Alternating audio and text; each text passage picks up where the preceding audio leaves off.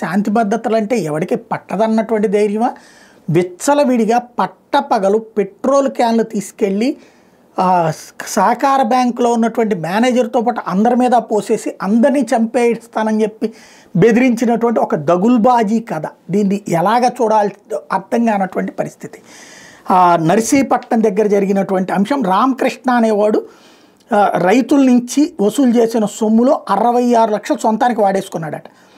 DCCB CEO DVS Varma దీని మీద విచారణ జరిపారు, చర్యలకు సిద్ధమవుతున్నారు. ఇది తెలిసి ఈ రామకృష్ణ ఏకంగా తనతో పాటుగా మడక దేవుడు సాయి అనేటటువంటి ఇంకొక 2 సిబ్బంది, ఇతను ఏంటయ్యా అంటే జానకి రామపురం పిఏసిఎస్ సిఇఓ అట ఈ రామకృష్ణ, పెట్రోల్ తీసుకొచ్చేసేసి కుమ్మరిచ్చేసి అందరి మీద చంపబోయాడు.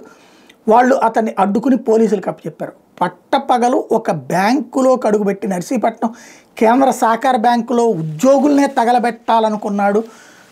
తను చేసిన అవకతవకల నుంచి కంట్రోల్ చేసుకోవడానికంటే ఇంత ధైర్యం ఎక్కడి నుంచి వస్తుంది ఇట్లాంటి శక్తులకి అనేది అర్థం కావట్లేదు.